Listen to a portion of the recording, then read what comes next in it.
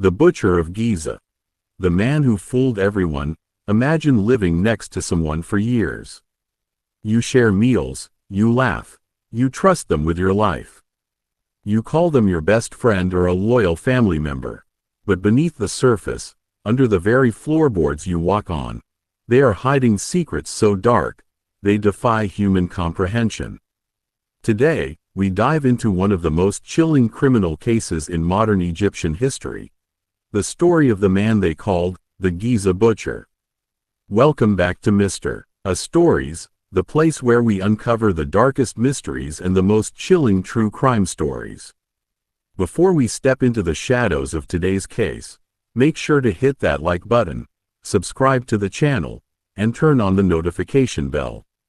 Your support helps us keep bringing these stories to light. Now, let's begin. In the heart of Giza lived a man named Gaddafi Farag Abdul Ati.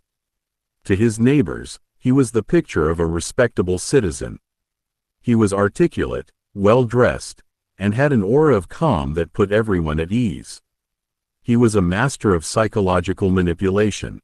He didn't look like a monster. He looked like your neighbor, your colleague, or your friend. That was his greatest weapon.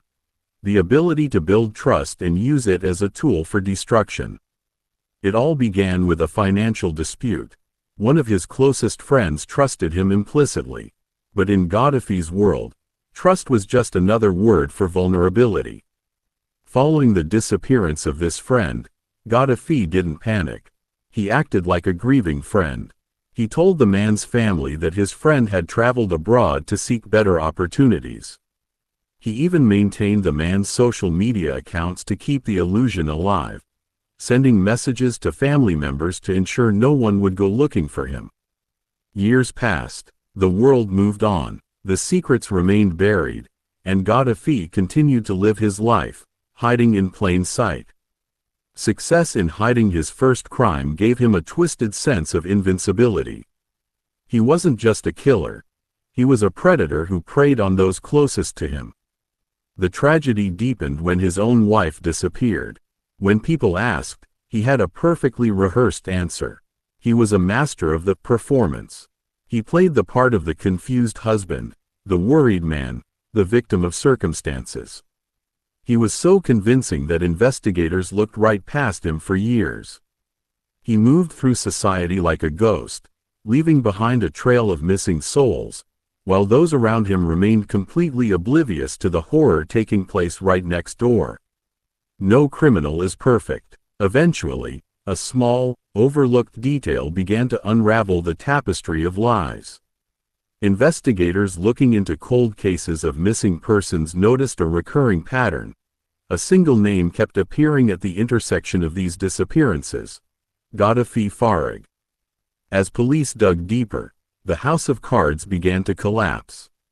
They didn't just find inconsistencies.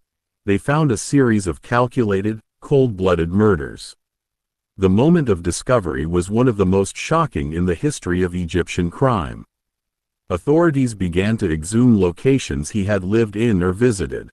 What they found beneath the ground were the remains of his victims, buried in the very places where he had slept, eaten, and planned his next moves. The entire nation was gripped by fear and disbelief. How could someone live among us for so long, committing such heinous acts, without anyone ever suspecting a thing?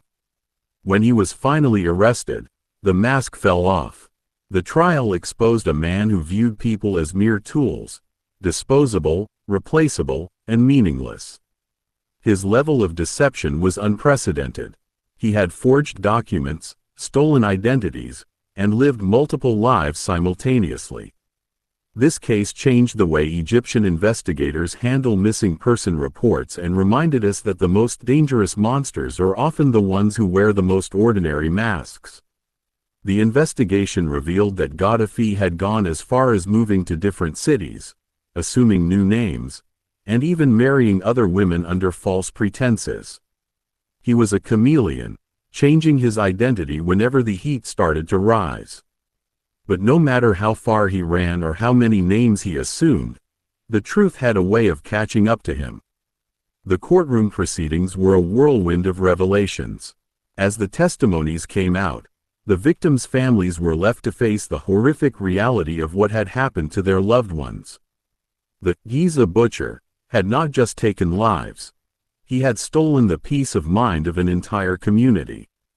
As we reflect on this case, we are forced to confront an uncomfortable question. How well do we really know the people around us? This case serves as a dark reminder that evil doesn't always hide in the shadows. Sometimes, it sits at our dinner table, walks our streets, and smiles at us in the morning. The truth may be delayed, but it is never truly lost. Gaddafi Farag thought he was smarter than the system. He thought he could outrun his past. But justice, in the end, found him. Today, the case of the Giza butcher remains a haunting chapter in our history. A story of betrayal, manipulation, and the resilience of truth. Thank you for joining me for this deep dive into one of the most mysterious crimes of our time. If you found this story as chilling as I did, please like and subscribe for more investigative reports. And tell me in the comments, do you think we can ever really know someone completely, or are there parts of people we are never meant to see? Stay safe, stay observant. That was the full story of the Giza butcher. If you found this journey into the darkness as gripping as I did, please show your support by hitting the like button and subscribing to Mr. A Stories. Don't forget to turn on notifications so you never miss our next investigation. Thank you for watching, and stay tuned for more mysteries. See you in the next one.